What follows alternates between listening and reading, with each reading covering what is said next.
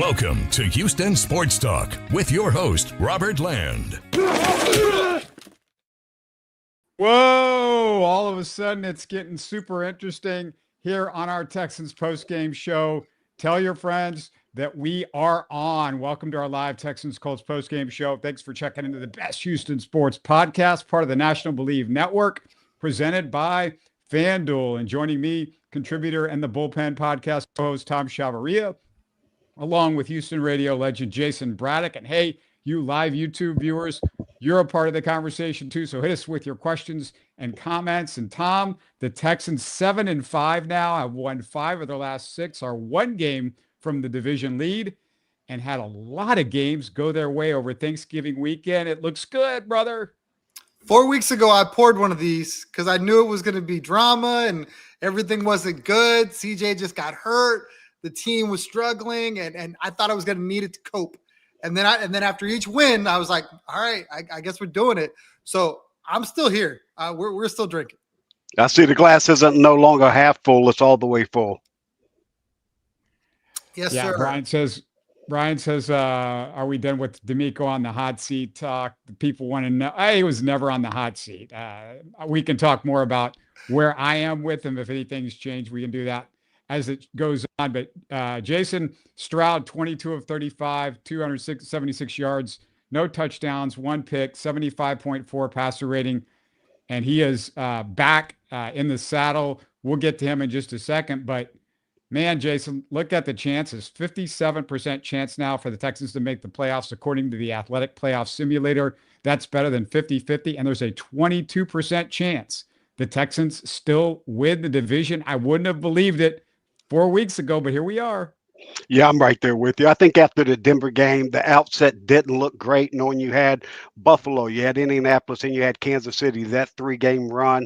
You also have the Chargers and Colts again to end the season there towards the end. So it was definitely an uphill battle, but to go ahead and win the first 2 of that 3-game slate that you've been looking at for quite a while was a big statement victory. And like you said, we'll get all into breaking down CJ Stroud. I think probably the biggest thing we saw from this game was him just getting back into the flow of things and knocking the rust off early. Brian says Tom was always right. Texans fans, send our apologies. Go ahead, take your bow, Tom. He's drinking up. Let's go into this game a little bit. As we usually do, we go through the game possession by possession, hitting the bigger ones. Colts go 3 and out to start the game. Texans second play from scrimmage. Sauce Gardner goes down. And I made note of this on social media just prior to the game. The last time Nico faced Sauce, he had 1 catch for 13 yards. So this was a huge deal. That was back when they played the Jets a couple of years ago. Stroud hooks up with Higgins after that. Nico and Hutch on first down catches on that drive. As usual, the Texans kind of go brain dead inside the 10, illegal formation on Higgins. They burn a timeout after some confusion. And then, Jason, there's just no composure, for the Texans when they get close to it just seems like it all breaks down. And this is like not going away, I guess, this year. Well, I'm going to go glass half full on that as well, too, because I think we're starting to see the ebbs and flows with the development of a new OC, Stroud missing 3 games, the offensive line trying to land on their best 5 unit. Now all that stuff's starting to come together. Stroud's coming back after missing 3 games. So you got to knock the rust off a little bit. We saw that mostly early in this game. And I think you hit the nail on the head there, too, Robert. When you talk about those penalties, I think that was a theme throughout the game. 4th game this year where they've had between 9 to 11 penalties in this game. That kept putting them behind the sticks. Again, Stroud having to knock some of that rust off early. I think that may have tinkered with their numbers a little bit there on the onset of this game. But throughout that game and through the last several weeks, they've gotten better in the red zone and in goal to go. And I think this was the best showing in third down efficiency on the road this year. You can put Baltimore up there with them, but we know they were playing their split squad version with all the injuries. I mean, it's mostly preseason football you're going against. So the stats were a little bit elevated for that Ravens game.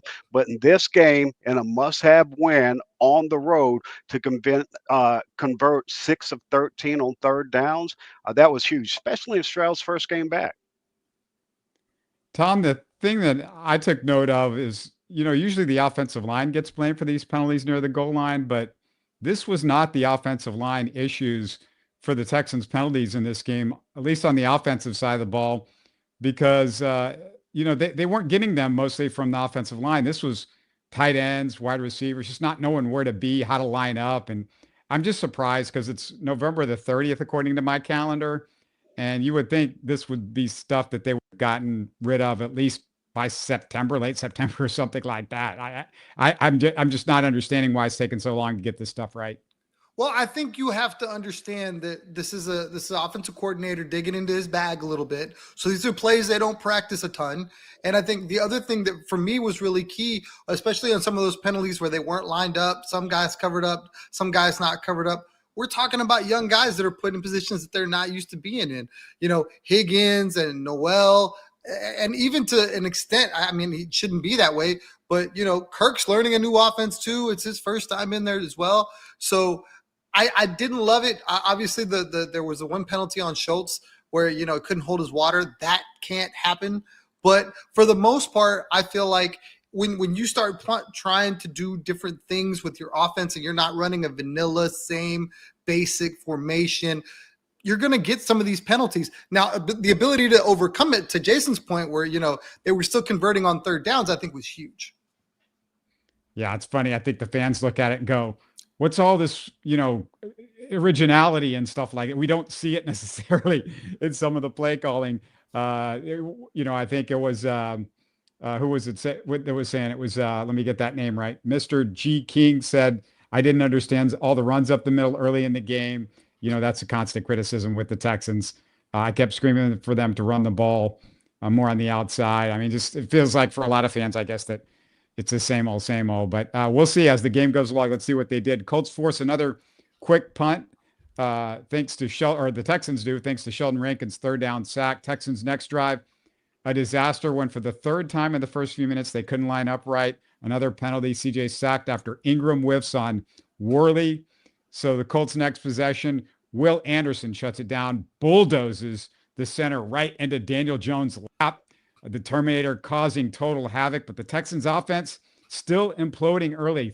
On 3 snaps, they pick up 3 penalties. Holding on Ursery, which, I don't know, it's kind of questionable. Holding on Hutch, didn't even see that. I don't think they showed us a replay of that, so I don't know what happened there. I don't know if you saw that, Jason. And then there was an illegal pass from CJ. And I'm going to go to you, Tom, first. Amazing, or surprising, I guess, that they couldn't get some of this stuff right. You had 10 days to prepare.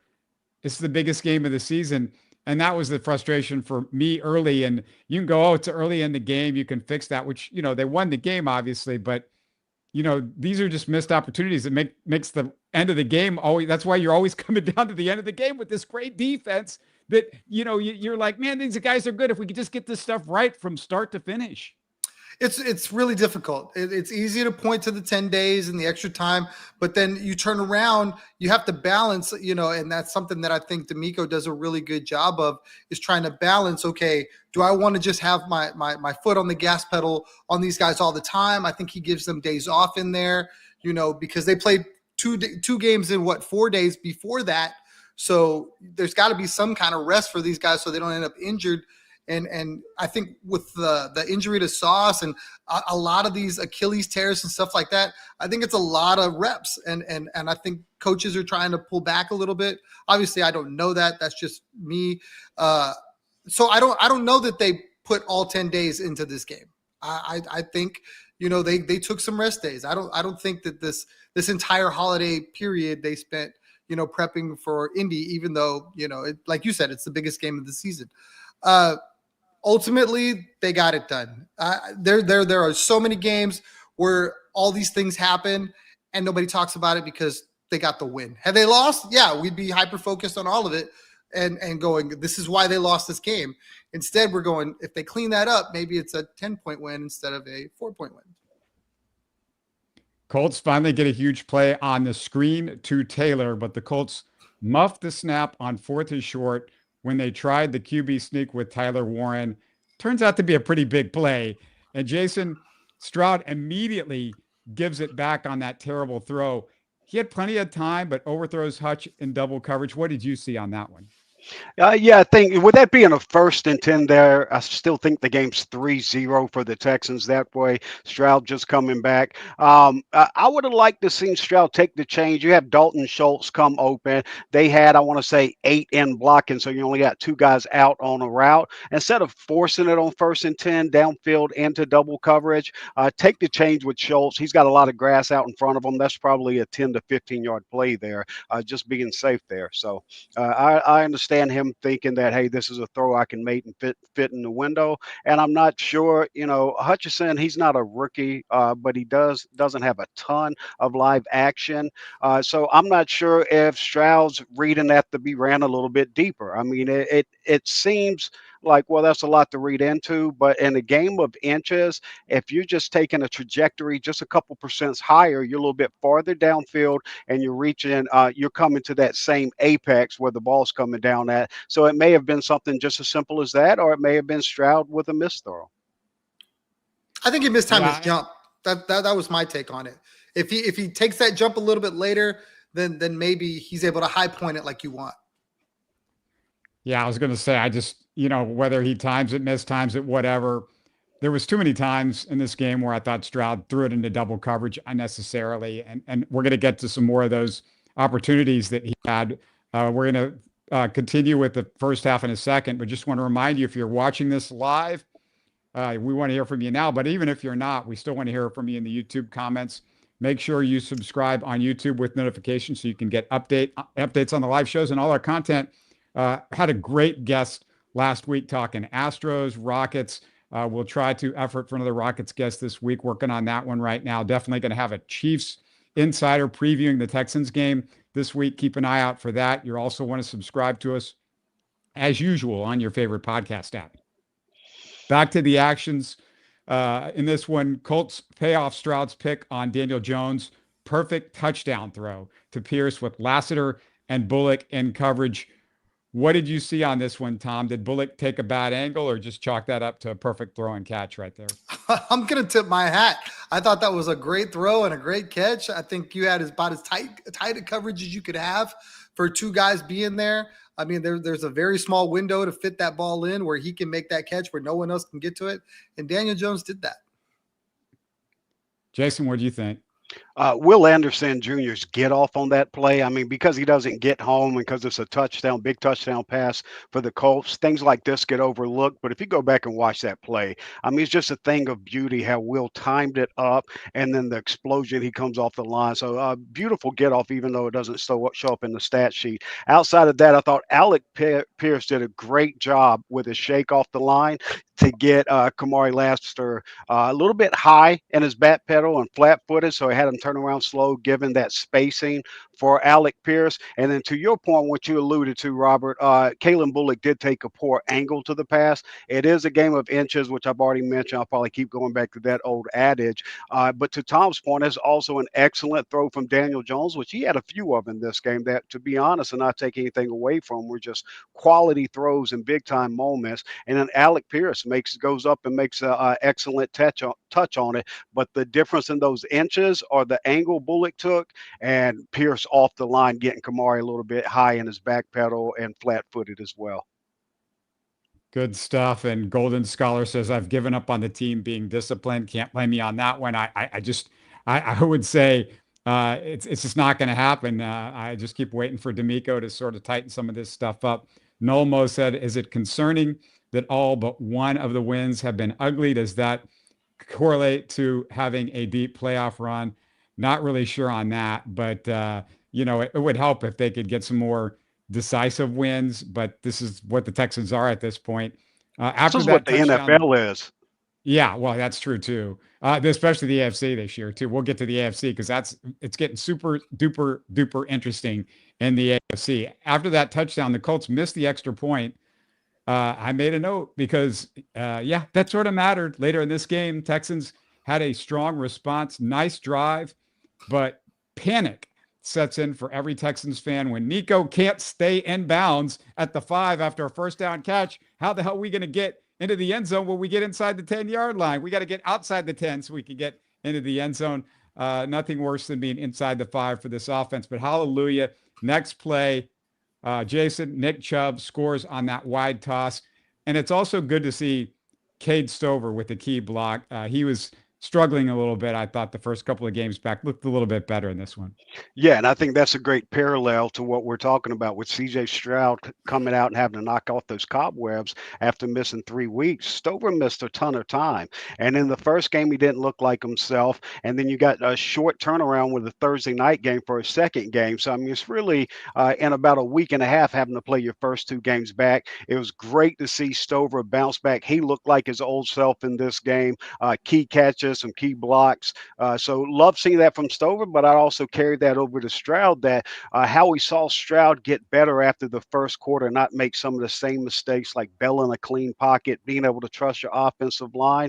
I think we're going to continue to see Stroud because that offensive line was giving him plenty of time in the pocket today. Now, there was a couple exceptions to the rules. Ingram getting beat by Chris Wormley that you mentioned.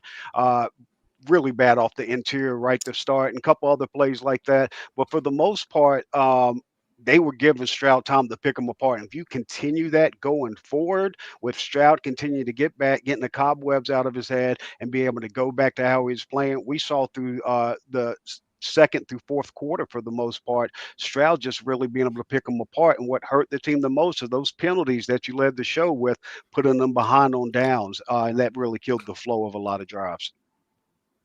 I got to get back to this offensive line a little bit later. I'm going to let Tom chime in too when we talk about the O-line. I've got some thoughts about those guys. Moving on in the game, Colts get into Texans territory on the next drive, but they stall at the 47, leaving a potential 2-minute drive for CJ. But we got to talk about it. Some typical Texans clock management. Even JJ was questioning it over and over again on the broadcast. They play for a field goal instead of 6, end up in a failed Hail Mary after all that. What did you think, Tom? Because once you get to the first down right there, why worry about the Colts getting the ball back with the Texans defense? I mean, if you get that first down, your punt team should be able to put it around the 20 or further back than that. And they had pretty much manhandled the Colts at that point. Why are you panicking about the clock? Hurry up a little bit. Maybe use a timeout there. I'm very seldomly critical of DeMeco just to do it. I normally try to hold accountability where it's due. This drive, 100% DeMeco Ryans, 100%. And what kills me is I feel like this was a drive where I think it was 2 weeks ago where he tried to step on the gas and he tried to go get points. And I think there was an interception or something like that. San Francisco game. There it is. Thank you. And I think this is the knee jerk to that, where now he's like, nope, I'm getting the ball in the second half. I've got a lead. I need to protect it. I don't want to turn around and give this Colts team in their building a chance to turn around and put some points on the board, and then I have egg on my face again. So I'm torn. I want him to put that out of his mind and be decisive and want to go hunt points all the time. We talk about, and maybe not this season so much, but in seasons past, this Patriots South, and they're trying to mimic the whole. In the past, Tom Brady and that Patriots offense were coming for your throat in the 2-minute. They were coming to get points because they were going to double dip if they could. And I think this is something that the Texans are trying to get to, but I think they're also trying to do all the right things. And it's like, you can't make mistakes because you lose games with them. They're in every close game. So it's a careful push and pull where it's like, man, I want to be that aggressive guy. I want to be that aggressive team and go and do all those things. But then if I screw it up, then I lose a game. And then I'm sitting in front of the media and they're over here going, am I the right guy to run this team? And I get the fear. I just wish he didn't have it.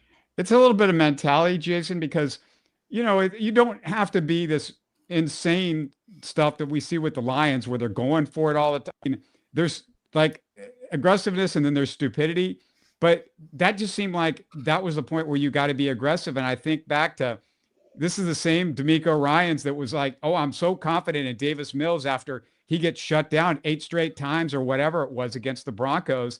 And then all of a sudden we're going to try to move the ball with a minute and a half left to go and could give the Broncos a chance to win the game because of, that sort of thing. And then in this game, you got CJ Stroud. He's back. You had just walked down the field a touchdown, and you're so scared that you're going to give the Colts, who could move the ball pretty much the entire first half, a chance there. That's where the incongruity is with me.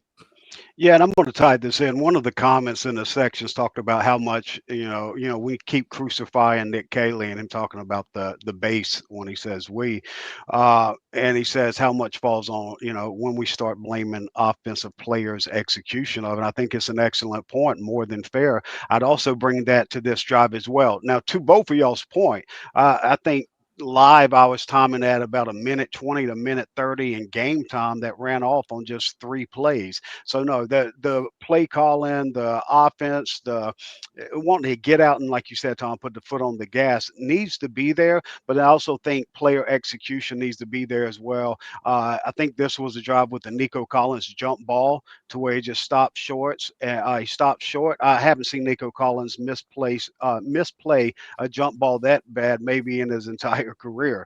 He just misplayed that there, and Stroud gave him a catchable ball where he could really box out with a 6'4" frame, go up with that wingspan, and come down, and now you're cooking with something. And then Jaden Higgins trying to cut back across field when he's got the first down there, another 5 to 15 yards he could get run after the catch. That was a big mistake that made the difference in giving you realistic field goal range and also a first down as well. So player execution definitely factors into all this, and also I saw a lot of times on social media where plays and the outcome were just being blamed on Nick Caley, when it's just, you watch the play, it's a missed block here from a wide receiver or a tight end, someone getting beat here on this side. It does. A lot of it comes to execution, and we overlook it, and we just put that Nick Caley bow on it. I guess my thing is, do we need to have Nico be Superman on a catch to make up for D'Amico's weird timing and clock management? Do we need Jaden? Because even if Jaden Higgins makes that play, we're asking for a long field goal by Fairbairn. It's just like, this is tough, Jason, because like it shouldn't come down. Yeah, we could say, oh yeah, if that happens.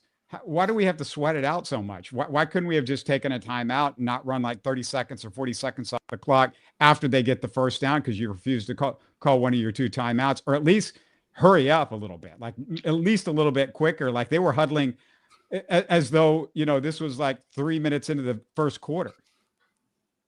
Yeah, no, and I'm not saying the 1 point overrules the other point. I'm saying credit to y'all and all the fans and everyone else. I think they're right on the point that the clock management was poor there to end the first half, but I'm tying in the player execution as well as far as the outcome, getting the wanted outcome on the play. And I don't think you're asking Nico to be Superman running 2 yards farther downfield and doing the same high point of a football. That's what he gets paid millions to do each game, So I don't think that was asking too much for Nico there, or Jaden Higgins there as well. And if Higgins cuts upfield and gets that first down, maybe you're a little bit more aggressive with your time out there instead of getting 3rd, 4th downs, a possible 64-yard field goal, different things. So I think it all factors into it, but I'm not saying one overrules the other. For me, real quick, I feel like Nick Caley engineered that drive the way D'Amico wanted him to. I think they wanted to come out with 3 points and not give them a chance at the football at a minimum. And I think they also wanted to take shots so that if they got into position to use their timeouts, they were going to have shots at the end zone that way as well. Now, to Jason's point, execution, whatever, if the play you're talking about with Higgins, if he gets the first down, I think they have options. The fact that it was 4th down kind of made it kind of difficult. So if he turns it up for the extra 2 or 3 yards, then they could play with it a little differently. And then maybe the field goal makes more sense. I think they should have kicked the field goal. I think it was bad all the way around, but it didn't hurt him. Schultz, that was mentioned by Brian, had a hell of a game. Yeah, Schultz, just a FYI, Tyler Warren. Oh my God, he's great. Tyler Warren. I love Tyler Warren. He's the greatest thing ever. Tyler Warren. Poor Tyler Warren. He had a stomach virus today. Let me point out, Dalton Schultz in the last 7 games has had more catches than Tyler Warren in the last 7 games. So just a point of fact there. 3rd quarter, Nick Caley comes out with that Cade Stover tush push first down. Congrats for Caley. on joining the rest of the NFL's offensive coordinators. Yes, the tush push is real. You can actually use it, and it works. Go ahead. Jump in there, Tom. I know you got something on that. I'm calling it the Stover stuff. That's what I'm calling it. Making it that. It's not the tush push. It's the Stover stuff. For Thanksgiving, a little stuff with your Nice. turkey there. 3 huge first down throws to Schultz, Hutch, and Stover on the next drive, but Stroud sacked on 3rd down in the red zone. Jayson, I felt like the missed opportunity was on that 2nd down when CJ had all day to throw. He had no crossing over the middle on the left. He was fixated, if you watch that play, on Schultz and Nico in the end zone instead of taking 2 or 3 opportunities that he had there to go underneath and make 3rd down more manageable. And that's really my biggest criticism with CJ at this point. Start listening to Tom Brady and Matt Stafford, a couple of guys that you look up to, and take the short plays sometimes, make it manageable, quit trying to do the impossible, quit throwing it into double coverage, to Hutch 30 yards down the field when it's not necessary, when you have the time, and quit doing that when you have all day long. And he could have just, found the short guy there. Yeah, I think there's a couple plays that Stroud would rather have back and would make a better decision on. That being said, as I continue to say, I think he continued to progress through the game. And I think once he goes back and watches the film and starts playing live action like he did this game with this new offensive line, I'm telling you, there's 4 or 5 seconds he's just standing in a clean pocket. And then a couple times he bails creating the pressure. And so that just comes from the last couple of years of having to run out, knowing somebody's going to get to you. Once he realizes and he goes back and watches films and sees how many times he's able to stand up just like a statue if he wanted to in the heart of the pocket with no interior pressure coming, because they really fixed that void they had at left guard by moving Titus Howard there. They were getting destroyed by stunts all year and even last year. Since you moved Titus there, I think there was one stunt that got home in this game. Outside of that, there was probably about 5, 6 other plays just that I recall to where they just passed it off perfectly. And so there's continued to be growth. And I think we still haven't seen the ceiling of CJ Stroud, especially if he gets an offensive line that can get him 3, 4 seconds in the pocket on these plays. The Texans defense falls apart on the next drive. They give up 2 3rd and long first downs on downs catches.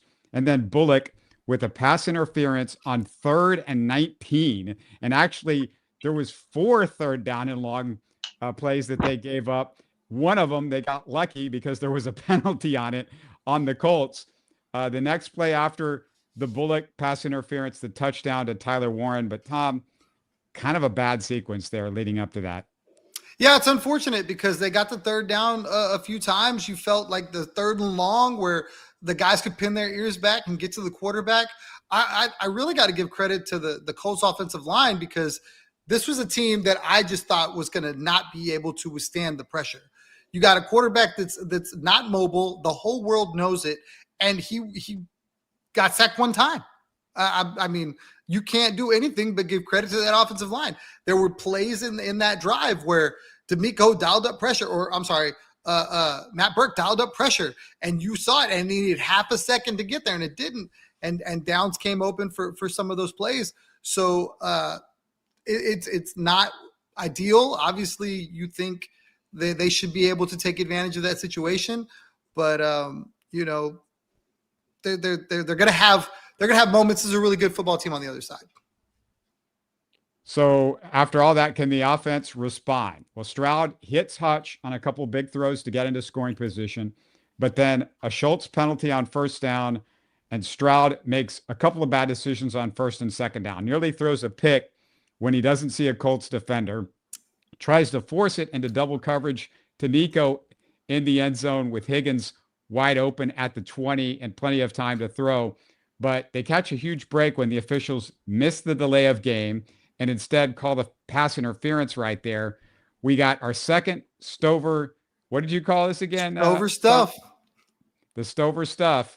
And Jayson, a perfect play call on the counter for the Nico touchdown.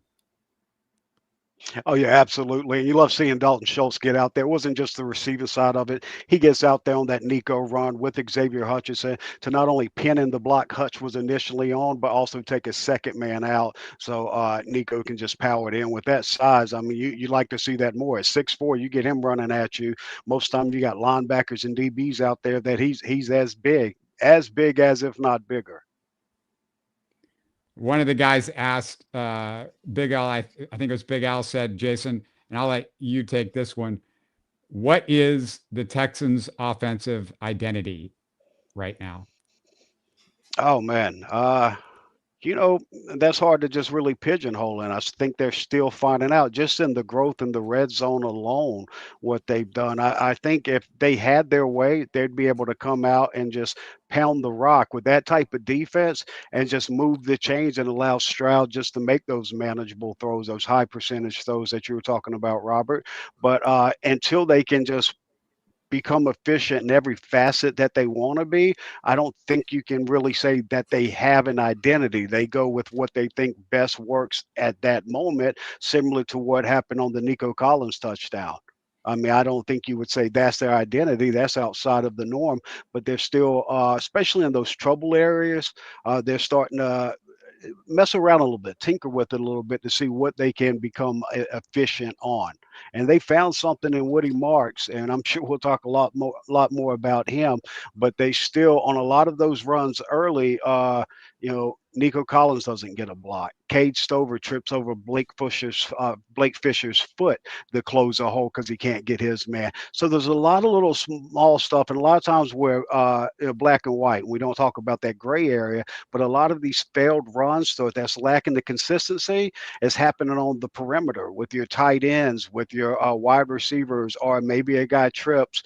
It's just something small that's breaking the whole thing apart. As we know, run blocking, you're only as strong as your weakest link, and that weakest link can make it look like the whole thing falls apart, but it's just some tiny detail that they've got to get ironed out.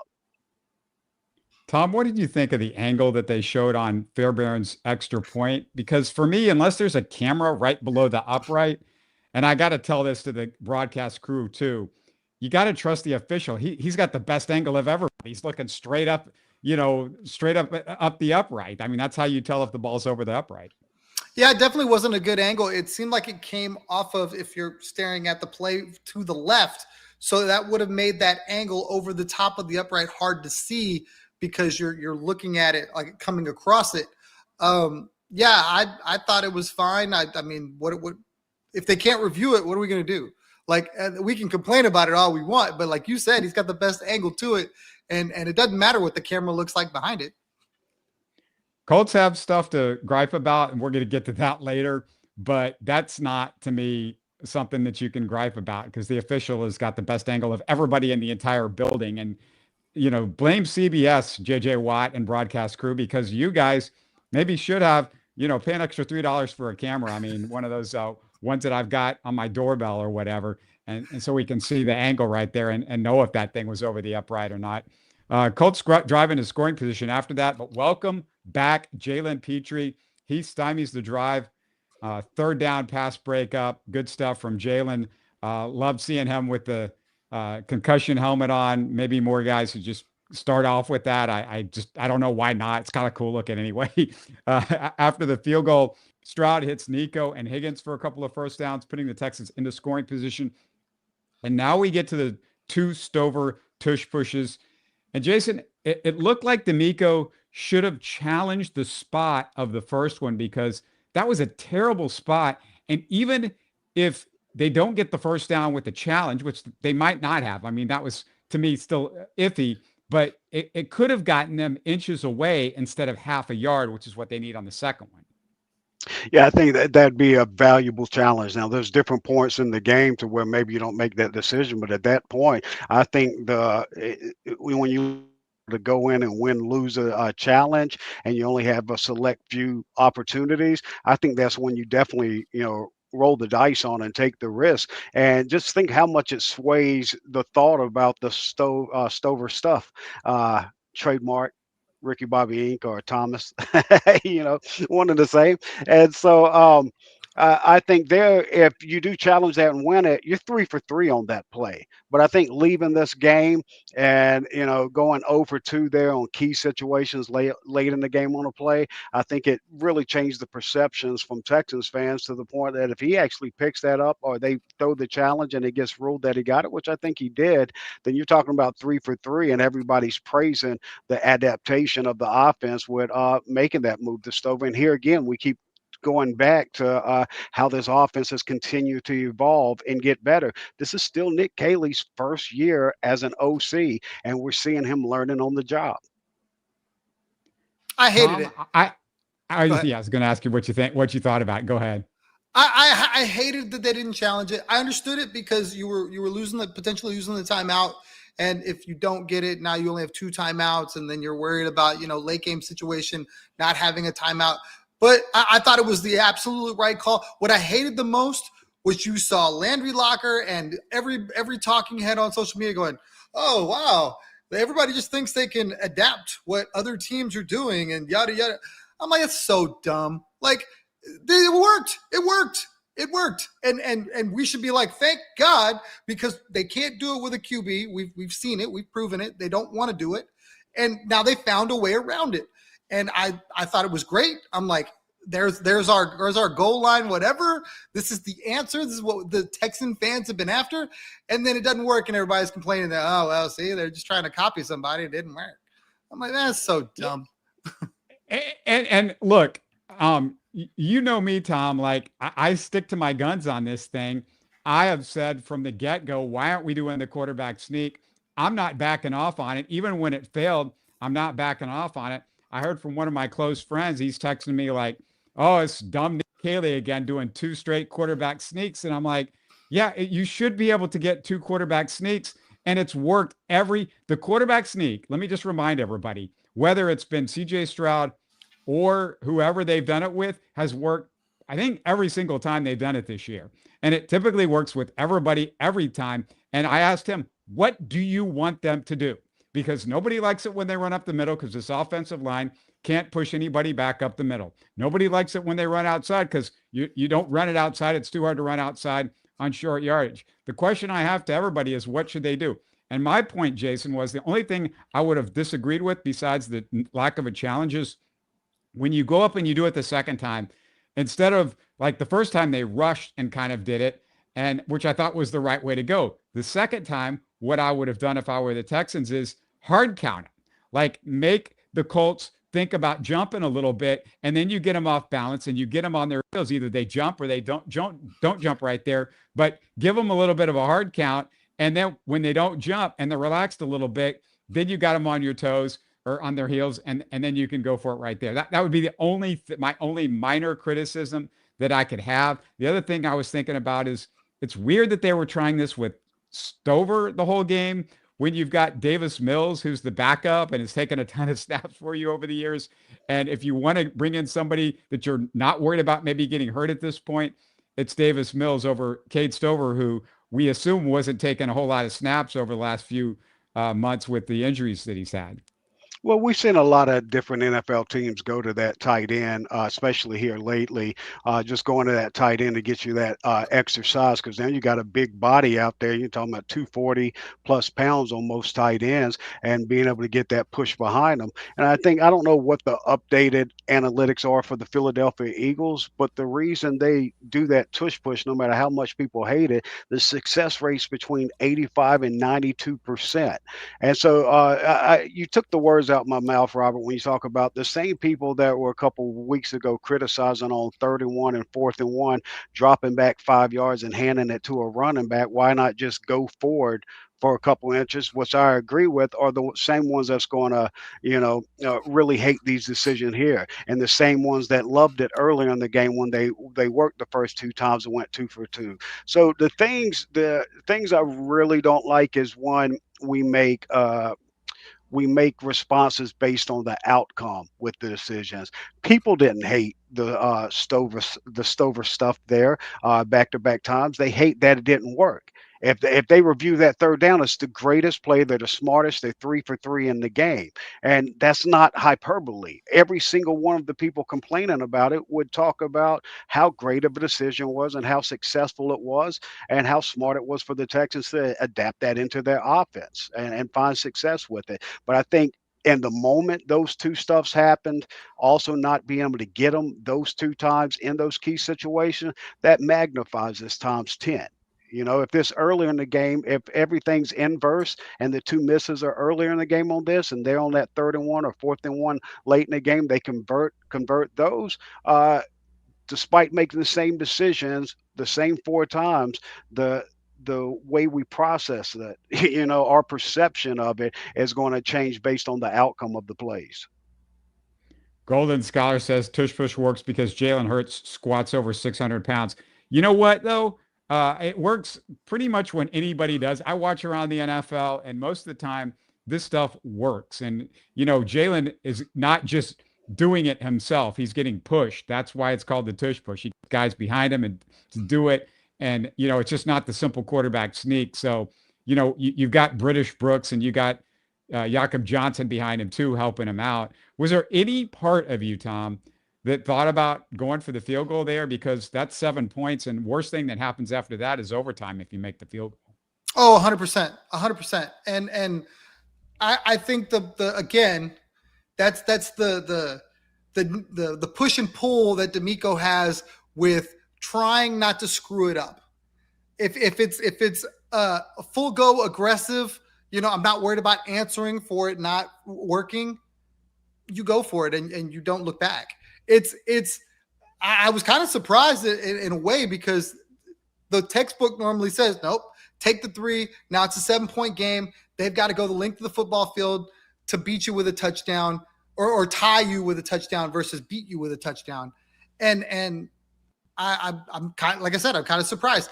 I do agree that the reason they used Cade Stover and the reason that they use the tush push with Jalen Hurts is because he can move the pile. Because there's something to, okay, they're pushing him, but he's also driving with his legs. Where if you put, Davis Mills or CJ Stroud back there, maybe he doesn't get the same push. I understand it. I thought it was a great call. The one thing about you talking about hard counting, I absolutely believe if Cade Stover tried to hard count, it's a false start. They're going out their way and we're crucifying him for the friggin' false start. So definitely don't do that because he's definitely not working on 2-on-2. He's definitely not doing that. So nice. Yeah, well, I thought about that myself. Last drive, the big one, Settle gets called for an iffy roughing the passer when he falls over a defender into Daniel Jones' legs. I kind of thought that was iffy, but of course, I am not going to complain about officiating with this game. But the biggest play, the 3rd down drop by Downs on 4th down, Jones overthrows Pittman with Stingley in coverage. Stingley is like a great tackle, Tom. He's great because you basically never hear his name called. He allowed 0 catches today. Yeah, totally that side of the field. Revis Island 2.0, if you want to go that route for some of the older cats, maybe the younger guys don't know. But they didn't even attempt it. It was like, look, if Stingley's over there, we're going to, and that's why Pierce had such a great game because they literally stacked him up on the other side and just found creative ways to get him open. But Stingley's as advertised, all pro. And DJ Rocky, real quick, I disagree with you because of the predictability, because snap count on the tush push is ours or the offensive player. So when you're going to snap the ball, the other team doesn't. And if you need 6 inches, that's literally all the time you need to get it. Yeah, and that's my point that I've been making with the quarterback sneak is the Texans lose if it's a man-to-man battle. But if you get that extra split second that you get on the snap, you got the advantage right there. Your offensive line has the advantage because he knows and they know when they're going to snap the football and they can shoot off immediately. And when you're trying to go right up the middle and now it's, a second or two, they get a chance to get the push and they get a chance to take the advantage on that sort of thing. And I said the officiating, Jayson, it's kind of a gift. The Texans got a huge break. The officials screwed it up. The officials basically said on that Colts play that, the fans were very upset about. What happened was that you're the official, you look at the clock and then you look down. So you don't look down till it's 0. And the ball was apparently snapped when it was 0. The officials insisted that the guy grab the Texans. It doesn't matter to me. That rest of that stuff doesn't matter. What mattered was, whether they were going to call that or not because once you call that, you can be mad at the other stuff. But basically, once you call that, the Colts right there got the Texans, and it's a bad situation. The Texans probably lose the game, but Texans, they got a call this time. Texans never get called. We never get calls. Jayson, the Texans actually got a call and helped to win a game on the road. Yeah, I mean, it's crazy to hear all the complaining from the Colts fans. And I don't mind pointing out penalties, but I mean, when you're going out there talking about the difference in a win and loss and pointing out the penalties in this, the Texans had 9 penalties for like 85 yards. What did the Colts have? 4 or 5? In the entire game? I mean, the Texans almost got called twice the amount of penalties. And yes, there were some missed calls and some questionable calls. That being said, I just can't go to the ref card in a game where you got called for half the penalty as the other teams you're playing at home. That it was a 30-plus yard gain on the pass interference to, I think it was Kalen Bullock on Alec Pierce, where it sails outside of the white on the sidelines and a couple yards past.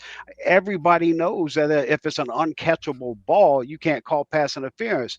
Well, if you then say, well, you can get, illegal contact downfield. But we're talking about a 25-plus yard difference. Even if you give them the first down on the 5-yard penalty, that's still not as damaging as 25 plus more yards on the play. So going and playing the ref card in this game, that's going to be a whiff for me, and just something I won't even get into the conversations with online, because I'm like, listen, man, there are some questionable calls that benefited the Texans. And last thing here from me, as far as on the delay of game wanting to be called, we've heard refs say this for as long as we've been watching the game, that they look at the play clock. When it hits 0, then they look down at the ball, and if the ball snapped by the time their eyes get down there, they don't call delay of game. I mean, we can go back to watching film of Dan Marino, and the refs having the same explanation for it. So I have no issue with that as well. It's also worth noting, Colts fans, the missed extra point changed everything late in the game. Could have kicked the field goal to tie the game there. If you had made the extra point, D'Amico might have kicked the field goal instead of going for it on 4th down, and the Colts could have kicked the field goal and tied the game. So a lot of what ifs there. Also, I pointed out early on that 4th down where they fumbled the snap early in the game was a big deal, because that's either a touchdown or a field goal for the Colts. And Tom, also got to mention, Texans trying to run out the clock. Woody Marks on a busted foot keeps his balance to ice the game. It's huge. Robert was probably on it a little earlier than most about we need Woody Marks like right now. Start playing him. Don't play Dare. Don't play Chubb. I want Woody to be the number 1 dude. And since they've made him the number 1 dude, he's looked every bit of it. I'm terrified because it seems like the last 3 games he's left the game injured at some point, then came back in and played real well. I need him to be healthy, like down the stretch. So I don't know what that means. I don't know if it's the same foot, if it's both feet or whatever. He's had different ankle injuries and stuff like that. But man, he makes a huge difference. That was just a lot of grit and determination on that play. He made a couple runs throughout the game where, he found holes that didn't look like there was a lot there, and he squirmed through them and got a couple extra yards, tough running. The 1-2 between him and Chubb right now is exactly what the Texans need to be able to be. What I think their identity is just absolutely pound the rock and then play off and play action. Jayson, you noticed the blocking from him too. He's just so stout. And when you mention, playing through the injury on a illegal hip drop tackle that doesn't get called and doesn't get Colts penalized. fans. Yeah, right, right. Oh, yeah, excellent point. I didn't even think about that. But and then him have his Willis Reed moment where he comes back down the tunnel, returns from injury there. Loved it for him. I mean, you see vets tough it out. A lot of time that has to be a learned trait in the NFL. That this is big for a young guy or rookie to have that type of injury, know how big this game is, and know the difference in him versus the next man up, and to power through that. But not only power through that, step up and pass pro and still be stout, popping guys in the hole. Just being able to just go out there and make those tough runs, seal the game, do everything he did so well in this game.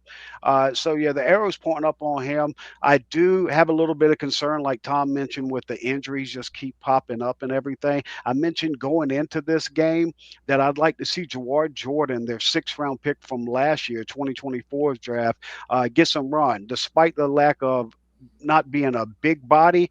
He stood up well in college. Now it could be hit and miss with giving them live game reps, but I mean, if Woody misses time, and we don't know how severe this knee injury is and how much he played through, so if he misses the Chiefs game, I mean, are you comfortable with Chubb and then Dare? I'd like to have a guy with some upside back there that could possibly flash, because why Woody Marks has been so valuable is because he's giving you plays that other backs in your entire team cannot give you. So I'd rather take the upside of Jawar Jordan, put him on the give him that promotion from the practice squad if Woody misses time, even if he doesn't, and Woody goes down again. Robert, wax poetically about Dare Ogunbowale real quick. Tell us what Dare is going to do for us. I thought about it, but people are tired of me. Our friends at FanDuel have the Texans an early 4.5-point underdog as at the Chiefs on Sunday. I'm going to sing my same old song, Tom. The Texans don't tend to lose games by more than a field goal because of this defense. I mentioned it going into the Colts game. I thought you got to put your money on the Texans if you get that more than 3-point spread. I wouldn't bet on a Texans win, but you're giving up too many points, FanDuel. Yeah, I totally agree. The one thing that terrifies me is it's going to be cold in Kansas City, and I don't know how well this team is going to translate to that weather. They say it's not an issue. I refuse to believe it. I believe weather does matter. Real quick, Big Al said that Kaylee's not using Woody as a receiver. I really think that that's more about CJ and less about Nick Caley. I think Woody's out in the patterns. He's just not getting the ball, and that's CJ trying to make the explosives. I think, to Robert's point, that needs to be an area of focus where they need to check down to him more, because if you got him out into space, just think about it. There was a run in the middle of that game where he was a safety away from breaking it for a touchdown, and I want to see that more. Final thoughts. The Texans 3-0 in games called by J.J. Watt. J.J. still bringing the dubs to Houston. This was the Colts' first home loss this year, pointed out on social media by our friend Jayson Braddock. Nico had 5 catches for 98 yards and a rushing touchdown. Dalton Schultz, 7 catches, 55 yards. Jaden Higgins, 5 catches for 68 yards.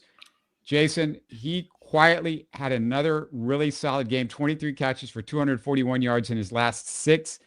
I don't think his progression is just a Davis Mills thing anymore. Oh, no, absolutely not. We're starting to see him grow in, and faster than I thought. I thought he might have a type of Nico Collins trajectory to his career where he gets a little bit better the first year, 2 years, and then year 3 you have that breakout. So for me, I think Jaden Higgins is ahead of his pace that I expected for him. That's great to see, and he's showing it consistently week in, week out, not only playing big plays, but making those plays and in big games where you're on a 4-game winning streak and you need every one of these plays that he's making. Tom, you didn't get a chance to address the O-line, so I'll let you start off with this one. But my thoughts were O-line was really good. Only 2 sacks. Stroud had tons of time to throw most of the game. The crushing offensive penalties, like I said, mostly on the receivers and tight ends. The Ursery holding was questionable. The run game stats look worse than they actually were. So 34 carries for 108 yards. You're like, 3 yards a carry? That stinks. 4 carries were on the QB sneaks. 5 of the carries were running out the clock. What did you think, Tom, about this O-line? I think in a game where Ed Ingram probably had the worst game he's had all season, I think the offensive line was great. I think this is exactly what you need. Jayson brought it up, and I totally agree that CJ ran away from the protection a couple times. And the funny thing was, they talked about it on the broadcast where CJ's like, I'm so used to my defense in practice where I need to leave because they're everywhere that I'm like hyper focused on it, and I'm leaving clean pockets, and I've got to get out of that bad habit that's he's recognizing it's a bad habit that he's having. But there was plays where he stood in, there was plays where he stepped up. There was a short play to Schultz for a first down late in the game where he stepped in, had left and right barreling down on him, and he was able to get the first down on a third down play. So I think that's going to take time. Everybody wants to rush this thing so fast and Super Bowl contender now. And it's like, you got so many variables that are like so young that need time to develop. Jaden Higgins, another one. I think that's a guy that he's only going to get better. 2 weeks ago, we saw him couldn't keep his feet in bounds. Then you had a play this week where he's literally tap dancing the sideline, great catch and falling over. It's just, this is a team that's slowly growing into what nobody wants to see, and it's an absolute juggernaut if the offense gets right. And I think we just got to be patient, and if we can do that, and we'll have plenty more drinks together. Lots of great points. Jayson, do we need less of Blake Fisher tackle eligible now that Cade Stover is back? It makes a lot of sense to me. Stover's just an excellent blocker. He's really shown that he's back now to 100%. Rust is knocked off on him. So, yeah, I could definitely see him going away from it. I've been disappointed in Fisher. Not that he's done bad as a sixth offensive lineman and mostly in pass pro, but, I mean, you start seeing some stuff where you just question, like, man, this is year 2. You know, you should have put on some of that. Hold on. Can you hear me now? Yeah, it's for some reason it just everything started messing up. Okay, we're back. Go ahead, do it again. Okay. Yeah, no. So for me, with Blake Fisher, I'm a little disappointed where he's at in year 2, and he can still develop, but I haven't seen him blossom into that NFL body yet. He still looks like a college kid. And I mean, anybody who's been watching the NFL for years, you know what I'm talking about. You lose that baby fat, you become a little bit more bulker than bigger, and you play a little bit more physical. I'm not seeing the nastiness that I thought he could play with, and he showed in flashes at Notre Dame playing opposite of Joe Alt. He showed flashes that he could be a franchise tackle, and we didn't see it as a rookie. This year, we're seeing him better in the run game, but he's still not mauling in the run game for the majority of it. And pass protection, he's just a little bit too finesse where he doesn't have that punch and power that he needs to play with.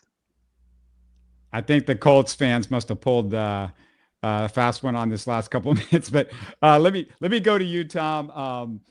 Who was your Texans MVP? Is it Nico, or did anybody jump out for you defensively? I mean, it's such a good game all the way around. I think you had a lot of great plays.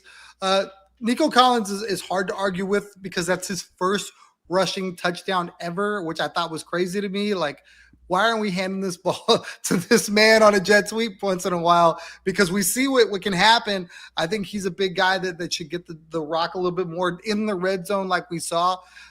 So, yeah, I like Nico Collins as the player of the game for me.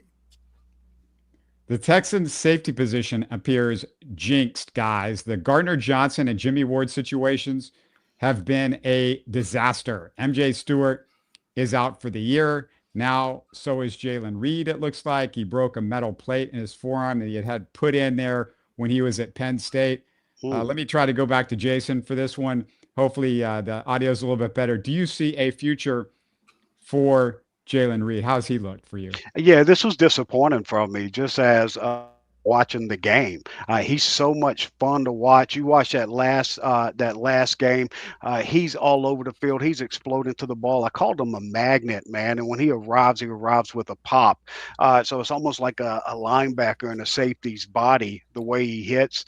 So I thought he was just way more mature on the field than I expected him to be as a 6th-round pick. Like, I mean, they look like they found one. So it was disappointing to see him go down. And the Texans really have a question there at that safety position next to Kalen Bullock. Tom, you say, oh, you can't expect the Texans to be content. Look, I'm looking at this AFC right now, brother, and it is absolutely a crapshoot. The Chiefs might be one loss away. The Texans could put almost the nail in the coffin for the Chiefs season this coming Sunday. And you look at the rest of this deal, the Bills, I mean, do you trust that defense through a playoff run? Lamar Jackson doesn't look good at all. The big quarterbacks that are supposed to take you to the Super Bowl, it's not looking good. Drake May, second-year quarterback, he's younger than CJ Stroud and all this. So if you look at the AFC right now, if the Texans can somehow, this is all I'm asking for. This is all I'm asking for, Texans. Can you please just not screw up the little things when you're near the goal line on the penalties? And can CJ Stroud just make the simple throw, dude? This year, that's all we need. You need you to beat Patrick Mahomes. There may be no Patrick Mahomes to beat. There may be no Lamar Jackson to beat if you can get into the playoffs. Right now, it's a total, anything can happen, Tom. Look, anything can happen, Tom, right now. We are the NBA's Eastern Conference right now. Nobody looks like they want this thing. Robert Land is the Minnesota Timberwolves Kevin Garnett. Anything is possible. Nice. You're 100% right. It's wide open. There is no juggernaut. There's no one you look at. Everyone's got warts.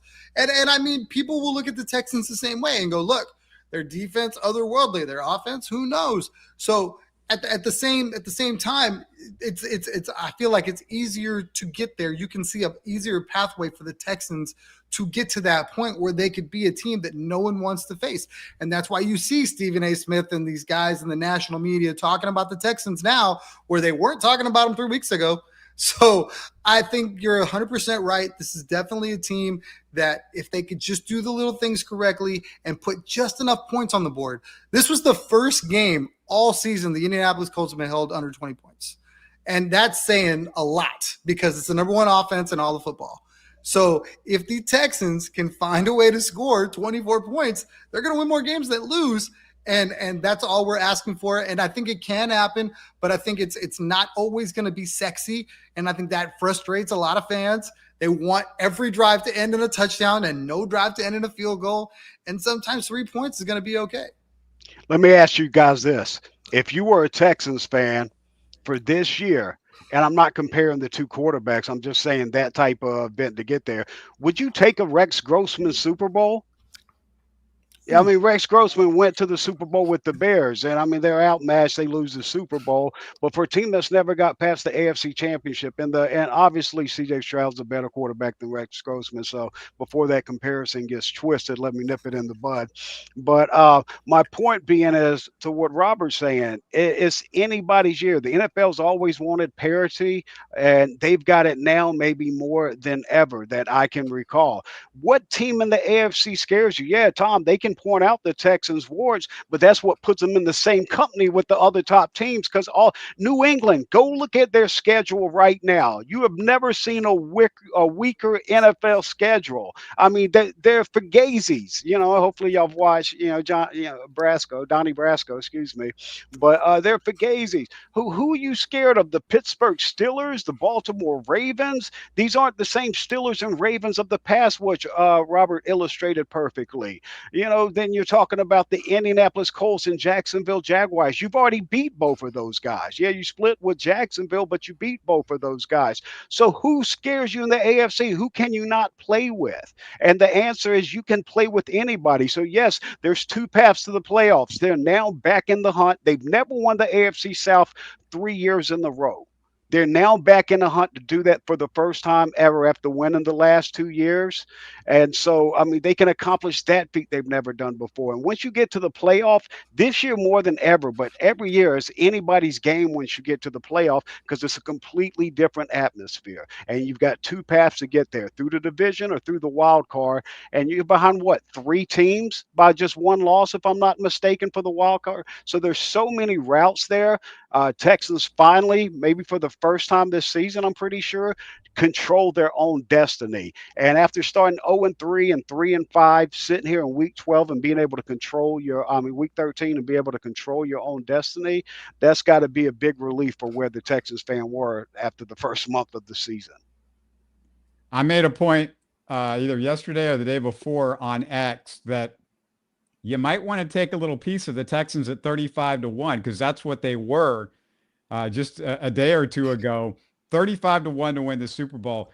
And I bring that up because, it's not going to be difficult if they get in the playoffs, maybe to make that run. And if they get in the playoffs, they might be beating the Chiefs. So you might knock out really the only team that you feel like has a little bit been your kryptonite, although the Ravens as well. But look at the Super Bowl odds right now.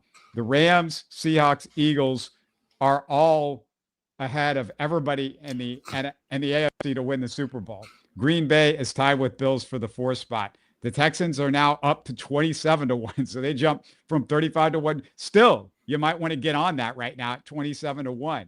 They've got the same odds as the Chicago Bears right now to win the Super Bowl. So, Caleb Williams and, that team, they've got the same odds to win the Super Bowl with the best defense in the NFL. The Texans have the best defense. If there is a formula, it's a great quarterback or it's just an incredibly elite defense that carries you to a Super Bowl. So the Texans have one of those two things. And so just think about that a little bit before we close things out.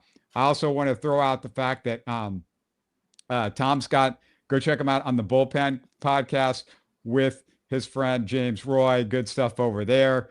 I'll always check out Jayson. It's at Jayson Braddock, Jayson with the Y. If you're not following him, go ahead and do that. At Third Coast Tom for Tom. Check out all of Jason's stuff that he's got going on. Want to thank all you guys for talking in the comments. I didn't get to a lot of the comments, but really appreciate it. I was keeping an eye on it, and we tried to hit what we could in this one. Just thanks again, everybody, for joining us on our Houston Sports Talk Live Texans postgame show presented by FanDuel. Appreciate those guys. Go check out FanDuel.com and the FanDuel app. Thanks again, Jayson and Tom, for the great insight. And the Texans are one game back of the Indianapolis Colts for the AFC South after being left for dead by me and a lot of people just a few weeks ago. My apologies, guys. You're listening to Houston Sports Talk. Hey, don't forget to support us by subscribing and commenting on YouTube. You can always listen to us on Spotify, Apple, or your favorite podcast app. Tell your friends about us and share our show links on social media. Spread the word, everybody. Thanks for listening.